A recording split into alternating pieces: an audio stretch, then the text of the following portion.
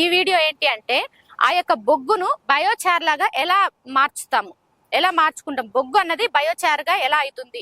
మనం ఇంతకు ముందు చెప్పుకోవడం ఏంటిది అంటే బొగ్గును అందరూ బయోచార్ అంటారు. బొగ్గు అన్నది బయోచార్ కాదు అండి, అది జస్ట్ చార్కోల్ మాత్రమే. ఆ చార్కోల్ ని బయోచార్ గా మార్చాలి అంటే, బయో అంటే జీవం ఉన్నది, ఆ జీవాన్ని దానికి జీవం ఉన్న దాన్ని దాంట్లో ఎలా ఇనాక్యులేట్ చేసుకోవాలి, ఇనాక్యులేట్ చేసుకున్న తర్వాతనే అది బయోచార్ అవుతుంది. హాయ్ హలో అండి, అందరికీ నమస్కారం. నేను మీ సునంద. అయితే ఇన్ని రోజులు ఇంతకు ముందు మనం బయోచార్ గురించి అంటే బయోచార్ ఉపయోగాలు తెలుసుకున్నాము. అదే విధంగా బయోచార్ కోసం బొగ్గును ఎలా తయారు చేసుకోవాలి పైరాలసిస్ మెథడ్ ద్వారా అన్న విషయాన్ని మనం ఒక వీడియో ద్వారా తెలుసుకోవడం జరిగింది. అయితే ఇప్పుడు మీకు ఈ వీడియో ఏంటి అంటే ఆ యొక్క బొగ్గును బయోచార్ లాగా ఎలా మార్చుకుంటాం, బొగ్గు అన్నది బయోచార్ గా ఎలా అవుతుంది. మనం ఇంతకు ముందు చెప్పుకోవడం ఏంటిది అంటే బొగ్గును అందరూ బయోచార్ అంటారు. బొగ్గు అన్నది బయోచార్ కాదు అండి, అది జస్ట్ చార్కోల్ మాత్రమే. ఆ చార్కోల్ ని బయోచార్ గా మార్చాలి అంటే, బయో అంటే జీవం ఉన్నది, ఆ జీవాన్ని దానికి జీవం ఉన్న దాన్ని దాంట్లో ఎలా ఇనాక్యులేట్ చేసుకోవాలి, ఇనాక్యులేట్ చేసుకున్న తర్వాతనే అది బయోచార్ అవుతుంది. అయితే ఇక్కడ జీవం ఉన్నది ఏంటిది అంటే బ్యాక్టీరియాలు, ఫంగస్లు. అంటే బయో అంటే జీవం ఉన్న బ్యాక్టీరియాలకి, ఫంగస్ కి జీవం ఉంటుంది కాబట్టి వాటితోటి ఈ యొక్క బొగ్గును ఇనాక్యులేట్ చేసినప్పుడు అది బయోచార్ అవుతుంది.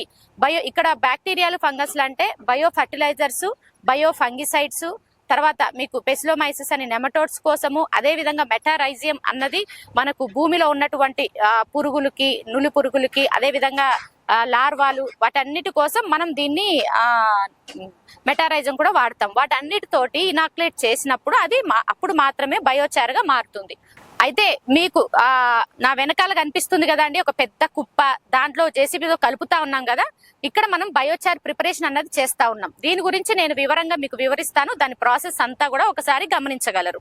అయితే మొదటగా మనం ఈ బయోచార్ వల్ల ఉపయోగాలు ఏంటి అంటే, అన్ని రకాల భూములలో, నల్ల భూమిలో భూమి లూజ్ అవుతుంది, పర్కులేషన్ పెరుగుతుంది, ఎయిరేషన్ పెరుగుతుంది, ఎర్ర భూమిలో లీచింగ్ అవ్వడం తగ్గుతుంది, తర్వాత ఆర్గానిక్ మ్యాటర్ పెరుగుతుంది. అదే విధంగా ఆల్కలైన్ భూములలో అంటే చౌడు భూములలో మీకు చౌడు అన్నది తగ్గుతుంది, అంటే పిహెచ్ లెవెల్ తగ్గి మనకు న్యూట్రలైజ్ అవ్వడం జరుగుతుంది. అదే విధంగా దాంట్లో కూడా న్యూట్రియంట్స్ ని పెంచుకోవడం, ఏ విధంగా అన్ని రకాల భూములకు మనము ఈ ఎరువును వాడితే, ఇదేంటంటే super duper form yard manure అన్నట్టు. మనకు ఇంకా చెప్పాలి అంటే అలా తయారు చేసుకుంటాం.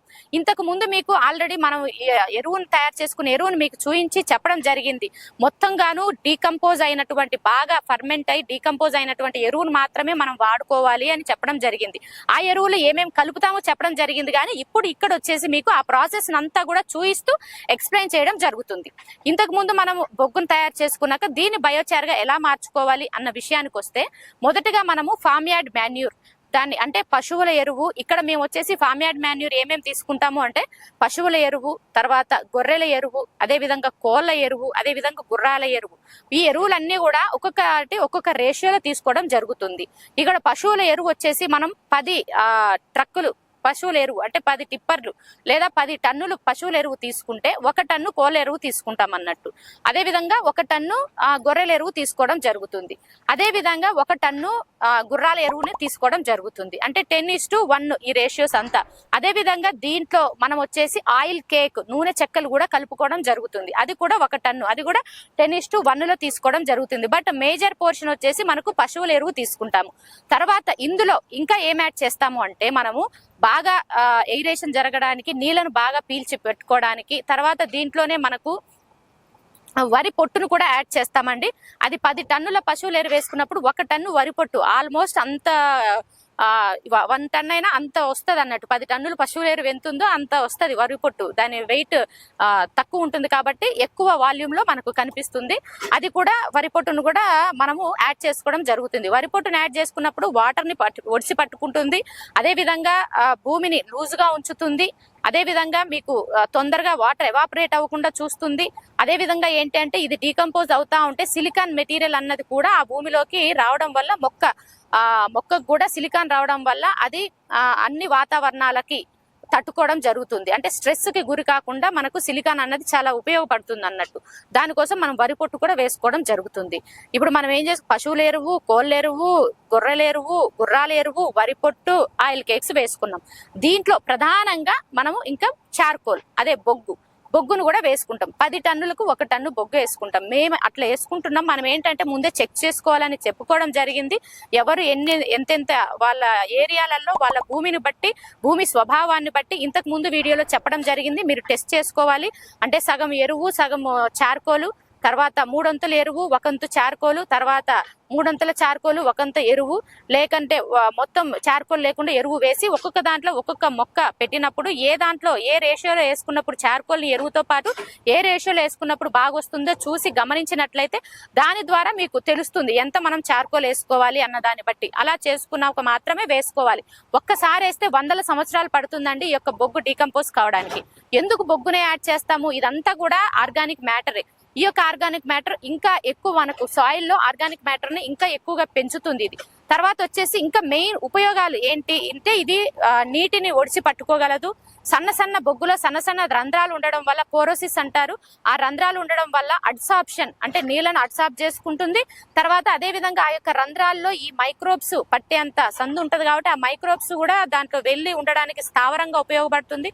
తర్వాత న్యూట్రియంట్స్ ని కూడా అడ్సార్బ్ చేసుకుంటుంది. అవసరమైనప్పుడు మళ్ళీ రిలీజ్ చేస్తుంది అన్నట్టు.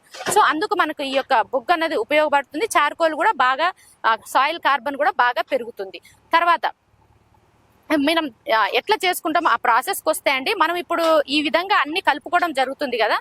ఫస్ట్ మొదటిగా బాగా డీకంపోజ్ అవ్వాలి మాన్యూర్. ఆ మాన్యూర్ అన్ని రకాల ఫామ్ యార్డ్ మాన్యూర్స్ ను బాగా డీకంపోజ్ చేసుకొని ఒక కుప్పలాగా పెట్టుకుంటాం. ఒక కుప్పలాగా పెట్టుకున్నప్పుడు అప్పుడు ఏం చేస్తామంటే డీకంపోజ్ అయిన ఫామ్ యార్డ్ మాన్యూర్ ని ఒక కుప్పలాగా వేసుకున్నప్పుడు దాన్ని పల్చగా పరుచుకొని దాని మీద ఆ బొగ్గును అన్నది ఒక లేయర్ గా వేసుకుంటాము. వరి పొట్టును కూడా ఆల్రెడీ కలిపేసుకొని వరి పొట్టును ఒక లేయరు, బొగ్గు ఒక లేయరు, అంటే కింద ఫామ్ యార్డ్ మాన్యూర్ అంతా వేసుకుంటాం. దానిపైన ఆల్రెడీ మనం ఇందులో ఆయిల్ కేక్స్, నూనె చెక్కల్ని ఆల్రెడీ ముందే కలిపేసుకోవడం జరిగింది. కాబట్టి దాన్ని అంతా కలుపుకున్నటువంటి దాన్ని అంతా వెడల్పుగా అనుకొని దానిపైన లేయర్ బై లేయర్ బొగ్గును ఒక లేయర్ వేస్తాం, వరి పొట్టు ఒక లేయర్ వేస్తాం. తర్వాత దాంట్లో మనం ఏమేమి యాడ్ చేస్తాము అంటే ఇది బయోచార్ గా మారాలి కాబట్టి బయోస్ అంటే బ్యాక్టీరియాలు, ఫంగస్, అంటే మనం ఇక్కడ వచ్చేసి బయో ఫర్టిలైజర్స్ అంటే nitrogen fixing bacterias, phosphorus releasing bacteria, zinc solubilising bacteria, zinc releasing bacteria, తర్వాత పొటాష్ సాల్యుబలైజింగ్ బ్యాక్టీరియా, ఈ బ్యాక్టీరియా అజిటోబాక్టర్, ఇవన్నీ కలుపుకుంటాం. దీంట్లోనే ట్రైకోడర్మా, సూడోమోనస్, అలాగే పెసిలోమైసిస్ వచ్చేసి మనకు మెయిన్ గా నెమటోడ్స్ ని అరికట్టడం కోసం ఉపయోగిస్తాము. అలాగే మెటారైజియము, వీటన్నిటినీ కూడా మనం ఒక ట్యాంకులో ముందే అన్నిటినీ 200 లీటర్ వాటర్ లో ఒక్కొక్క రకాన్ని ఒక్కొక్క దాంట్లో తీసుకొని దాన్ని 3 డేస్ మనం ఆల్రెడీ బెల్లం వేసుకొని దాన్ని బాగా ఫర్మెంట్ చేసుకుంటాం. ఫర్మెంట్ చేసుకున్న వాటి అన్నిటిని కూడా మళ్ళీ మనం ఇందాక మీరు చూసినట్టు మేము స్లర్రీ ట్యాంకులో కలిపేసుకొని దాన్ని అంతా కూడా స్ప్రెడ్ చేసుకోవడం జరిగింది. అలా స్ప్రెడ్ చేసుకున్నాక మొత్తం కూడా దాని మీద మొత్తం ఆ ఎరువు పైన మొత్తం కూడా స్ప్రెడ్ చేసుకొని దాన్ని మళ్ళీ మనం కిందికి పైకి కలుపుకోవడం జరుగుతుంది. ఇందులోనే మనం స్లర్రీ కూడా వేసుకోవడం జరుగుతుంది. మనకు గోబర్ స్లర్రీ ఉంది కాబట్టి దాన్ని కూడా వేసుకుంటాం. అందులో కూడా మనకి readily available nitrogen, phosphorus, potash ఇవి రెడీలీ అవైలబుల్ ఫామ్ లో ఉంటాయి కాబట్టి దాన్ని కూడా మనం వేసుకొని కలుపుకోవడం జరుగుతుంది అన్నట్టు. తర్వాత ఈ యొక్క బ్యాక్టీరియాలు, ఫంగస్లు కలుపుకున్నాక వీటన్నిటిని వేసుకొని కలుపుకుంటాం కదా, బాగా కలుపుతాం. దీంతో పాటు బయో ఎంజైమ్స్ కూడా వేసుకోవడం జరుగుతుంది. ఈ యొక్క బయో ఎంజైమ్స్ ఎంత శాతం వేసుకోవాలి ఏంటిది అంటే మనం వచ్చి 1 టన్ను ఫామ్ యార్డ్ మాన్యూర్ ఉంటుంది కదండి, ఆ యొక్క 1 టన్నుకి ఫామ్ యార్డ్ మాన్యూర్ కి మనం 5 లీటర్ల బయో ఎంజైమ్స్ అన్నది వేసుకోవడం జరుగుతుంది.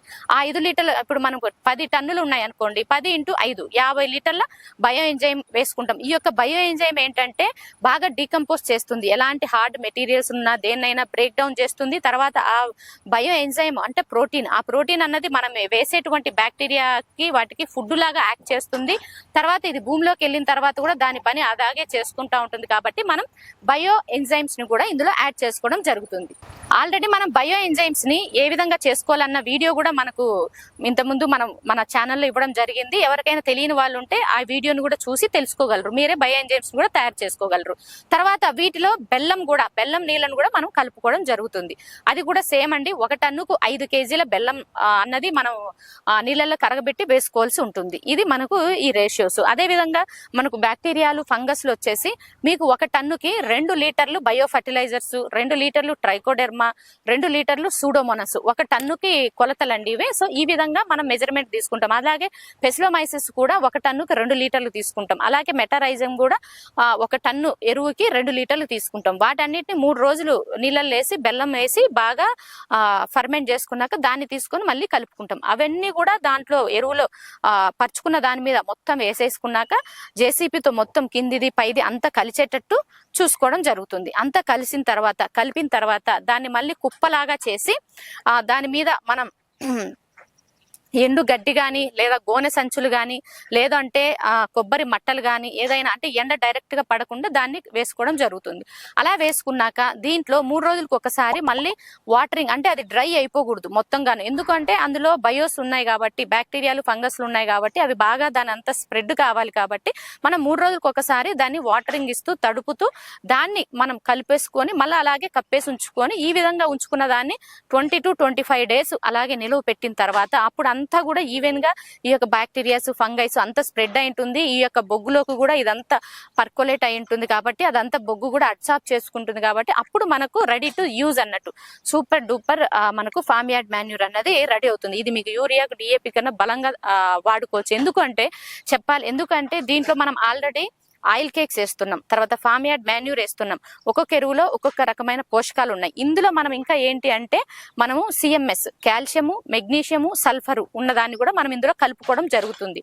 అయితే అవి కూడా సిఎంఎస్ అన్నది మనకేమి కెమికల్ కాదండి, అవి డోలమైట్ వాటి నుంచి తీసి ఎక్స్ట్రాక్ట్ చేసి గ్రాన్యూల్స్ లాగా చేసుకొని దాన్ని మనం దీంట్లో కలుపుకున్నాం. డోలమైట్ అంటే సున్నం తయారు చేయడానికి యూజ్ చేస్తాం కదా, అది గనుల నుంచి తీసింది. న్యాచురల్ గా కాల్షియం అన్నది ఎంతో అవసరం కాబట్టి దాన్ని కూడా మనం అతి తక్కువ రేషియోలో 1 టన్నుకి 1 టన్ను ఎరువుకి 100 కేజీలు సిఎంఎస్ మనం కలుపుకోవడం జరుగుతుంది. సో ఈ విధంగా ఇది కూడా కలుపుకున్నప్పుడు ఏమైతుంది అంటే ఈ యొక్క న్యూట్రియంట్స్ అన్ని కూడా అందులో ఉంటాయి. ఎందుకంటే మనం ఎరువు, బ్యాక్టీరియా కానీ ఫంగస్లు కానీ ఏదైనా అండి బయోస్ యూజ్ చేసినప్పుడు మన భూమిలో ఆ యొక్క న్యూట్రియంట్స్ లేకపోతే అవి దేన్ని ఆక్సిడైజ్ చేస్తాయి, దేన్ని ఆక్సిడైజ్ చేసి మొక్కకు అందించగలవు. కాబట్టి అన్ని న్యూట్రియంట్స్ కూడా మనం ఇవ్వగలగాలి. ఇచ్చినప్పుడు దాన్ని భూమిలో వేసినప్పుడు ఆ బ్యాక్టీరియాలు వాటిని ఆక్సిడైజ్ చేసి మొక్కకు అందించగలవు. రెడీలీ అబ్జర్వ్ ఫామ్ లోకి ఇవి ఈ యొక్క బ్యాక్టీరియల్ ఫంగస్లు ఆ యొక్క న్యూట్రియంట్స్ ని ఆక్సిడైజ్ చేసి మొక్క అబ్జర్వ్ చేసుకునే స్థితిలోకి వాటిని తెచ్చినప్పుడు మొక్క వేర్ల ద్వారా వాటిని తీసుకోగలదు. అంటే ఇక్కడ ఏంటి అంటే మనం ఇప్పుడు మళ్ళీ ఆయిల్ కేక్స్ ఇస్తున్నాం. ఒక్కొక్క రకమైన ఆయిల్ కేక్స్ లో ఒక్కొక్క రకమైన న్యూట్రియంట్స్ ఉంటాయి.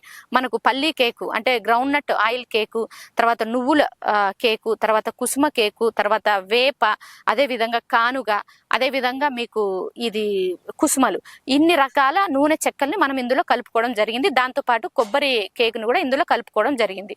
ఒక్కొక్క రకమైన ఆయిల్ కేక్స్ లో నూనె గింజలలో ఒక్కొక్క రకమైన న్యూట్రియంట్స్ ఉంటాయి కాబట్టి ఆ న్యూట్రియంట్స్ అన్నిటినీ కూడా మనం దీంట్లో బయోస్ ని కలిపినప్పుడు వాటన్నిటిని వాటిలో ఉన్న న్యూట్రియంట్స్ ని ఆక్సిడైజ్ చేసి ఆల్రెడీ ఈ ఎరువులో అవైలబుల్ ఫామ్ లో ఉంచుతుంది. అప్పుడు అలా ఉంచిందని 25 days అవుతుంది కదా, అప్పుడు ఆ న్యూట్రియంట్స్ అన్ని మొక్కకు అవసరమై అవైలబుల్ ఫామ్ లోకి వస్తాయి. దాన్ని మనం మట్టిలో అంటే మెయిన్ ప్రధాన పంట వేసుకునేటప్పుడు మట్టిని అంతా తయారు చేసుకుని బోదెలు తయారు చేసుకొని విత్తనాలు నాటుకునే ముందు కానీ లేదా మొక్కలు నాటుకునే ముందు కానీ బెడ్ మీద డైరెక్ట్ గా వేసుకొని ఒక్కసారి మట్టిని ఎరువుని కలుపుకున్నాక మనం మొక్కలు పెట్టుకుంటాం. అప్పుడు ఏంటి అంటే మొక్క చాలా ఫాస్ట్ గా గ్రో అవుతుంది, చాలా అంటే చాలా ఎఫిషియెంట్ గా పనిచేస్తుంది. మీకు ఇంకా యూరియా డిఏపీలు వేయాల్సిన అవసరం అంత ఉండదు. కాకపోతే ఇక్కడ గమనించగలరు న్యూట్రియంట్స్ మనకు ఏమైనా మనం సాయిల్ టెస్ట్ చేసుకొని మన దాంట్లో ఏది తక్కువ ఉంది ఆ న్యూట్రియంట్ మన సాయిల్లో లేకపోతే అది మనం మొదటిగా దేంట్లో అయితే ఉంటుందో దాంట్లో ఇచ్చుకోగలగాలి. ఇచ్చినప్పుడు మాత్రమే వాటిని ఆక్సిడైజ్ చేసి మొక్కకు అందించగలవు అన్నట్టు. సో ఈ విధంగా వేసుకుంటం వల్ల మనకు క్రాప్ ఏపుగా పెరుగుతుంది, ఫాస్ట్ గా పెరుగుతుంది, పచ్చదనం ఉంటుంది. కెమికల్ ఫార్మింగ్ లో కన్నా ధీటుగా మీకు మొక్క షైనింగ్ షైనింగ్, ఆ కాయ, కాత, పూత, అవి కీపింగ్ క్వాలిటీ, అన్ని రకాల పోషకాలు ఉంటాయి కాబట్టి చాలా బాగుంటుంది. వేర్లు చాలా లూజుగా, ఎందుకంటే ఇక ఆర్గానిక్ మ్యాటర్ కర్బన శాతం ఎక్కువ ఉంటుంది కాబట్టి వేర్లు కూడా చాలా ఫాస్ట్ గా మనకు భూమిలోకి వెళ్ళడం జరుగుతుంది. ఈ విధంగా ఇన్ని రకాల ఉపయోగాలు ఉన్నాయి. మళ్ళీ మనం ఆల్రెడీ దీంట్లో ట్రైకోడెర్మా, సూడోమోనాస్ అవి కలుపుకోవడం జరిగింది కాబట్టి బ్యాక్టీరియా లేదా ఫంగస్ ద్వారా వచ్చేటువంటి వ్యాధుల్ని ఈ యొక్క సూడోమోనాస్, ట్రైకోడెర్మా వాటన్నిటిని కూడా ఇది కంట్రోల్ చేయగలదు. ఇన్ని రకాలుగా మనకు ఇది ఉపయోగపడుతుంది. ఇవి ఇచ్చిన తర్వాత కూడా వారం వారం మనము లేదా 10 రోజులకు ఒకసారి బయో ఫర్టిలైజర్స్ ని, ట్రైకోడెర్మా, సూడోమోనాస్ ని పంటలకు డ్రిప్ ద్వారా అందించడం వల్ల చాలా అంటే చాలా సక్సెస్ఫుల్ గా చాలా మంది రైతులు ఇది వాడి చాలా హ్యాపీగా పంటలు సాగు చేసుకుంటా ఉన్నారు. చాలా అంటే చాలా సంతోషంగా ఉన్నారు. మీరు మన యూట్యూబ్ లో కూడా వెళ్ళి చూస్తే వీడియోస్ కూడా మీకు చాలా మంది రైతులతోటి వాళ్ళ ఫీడ్బ్యాక్ తీసుకొని ఆ యొక్క వీడియోస్ కూడా అప్లోడ్ చేయడం జరిగింది అండి. మళ్ళీ ఇది వేసుకున్నాక ఉపయోగాలు ఏంటంటే మీకు అందరికీ తెలిసిందే, భూమిలో కర్బన శాతం పెరుగుతుంది. కర్బన శాతం దేనికి ఉపయోగపడుతుంది అంటే మైక్రోబ్స్ కి ఫుడ్ లాగా ఉపయోగపడుతుంది. సాయిల్ లూజ్ గా ఉండడానికి, సాయిల్ లూజ్ గా ఎయిరేషన్ జరగడానికి, నీళ్లను అది పట్టి ఉంచుకోవడానికి, అదే విధంగా ఈ యొక్క కర్బన శాతం లేదా సేంద్రియ పదార్థాన్ని మైక్రోబ్స్ యూజ్ చేసుకొని అవి వాటి దాని కౌంట్ ని పెంచుకుంటాయి. తర్వాత నీళ్లలో ఎప్పుడు మనకు నీళ్ళు తొందరగా ఆవిరైపోదు. తర్వాత వేర్లకు కూడా ఆ మైక్రోరైజా అన్నది బాగా డెవలప్ అవుతుంది. సో ఇన్ని ఉపయోగాలు ఉన్నాయి కాబట్టి, అదే విధంగా ఇప్పుడు మీకు నేల గట్టిగా ఉన్న నేలలో ఇది వేస్తే లూజ్ అవుతుంది. నీళ్లను కూడా నల్ల భూమిలో వేసినప్పుడు ఎక్కువ క్రాక్స్ వస్తా ఉంటే అది తగ్గడం జరుగుతుంది. సో అంటే రెగ్యులర్ గా వేసుకుంటా ఉంటే దాన్ని బట్టి మీకు పంట వస్తుంది. ప్రతి పంట అయిపోయినాక ఇలా తయారు చేసుకున్న ఎరువు మీరే తయారు చేసుకొని వేసుకోవడం ద్వారా మీ పంట చాలా అంటే చాలా సక్సెస్ఫుల్ గా మంచి క్రాప్ ని, దిగుబడిని మీరు తీయగలరండి. ఇది మన బయోచార్ అంటే బొగ్గును బయోచారుగా ఎలా మార్చాలి, తర్వాత దాని ఉపయోగాలు, ఏమేమి కలుపుతాము, ఏమేమి వేసుకుంటాం, మీకు అందుబాటులో ఉన్నటువంటి వాటిని అన్నిటిని కూడా మీరు కలుపుకొని వేసుకోగలరు మీకు వెలుసుబాటుతనంతో. ఇది మేము మా తోటలో మేము ప్రాక్టీస్ చేసేటువంటి ప్రాక్టీసెస్ ని మీకు చూయించి చెప్పడం, వివరించడం జరుగుతుందండి. సో మీకు మీ పరిసరాల్లో మీ భూమిని బట్టి, మట్టిని బట్టి ఎలాంటి న్యూట్రియంట్స్ ఎక్కువ కావాలి, దానికోసం ఏమి కలుపుకోవాలి అన్న విషయాలు మీరు గమనించి, అదే విధంగా ఏ పంట వేస్తాము దానికోసం ఎలాంటి న్యూట్రియంట్స్ ఎక్కువ కావాలి దాన్ని బట్టి మీరు వేసుకొని మీ యొక్క సూపర్ డూపర్ ఫార్మ్యార్డ్ మాన్యూర్ ని తయారు చేసుకొని మంచి లాభాలను, దిగుబడిని పొందగలరు. మరిన్ని వివరాల కోసం మీకు ఏమైనా డౌట్లు వస్తే కామెంట్ రూపంలో తెలియచేయండి. మరొక వీడియోతో మీ ముందుకు వస్తాను. Thank you. మా సేంద్రియ వ్యవసాయ పద్ధతులు మీకు నచ్చినట్లయితే లైక్ చేయండి, షేర్ చేయండి. ప్రతి ఒక్కరం సేంద్రియం వైపు బాటలు వేద్దాం. Thank you.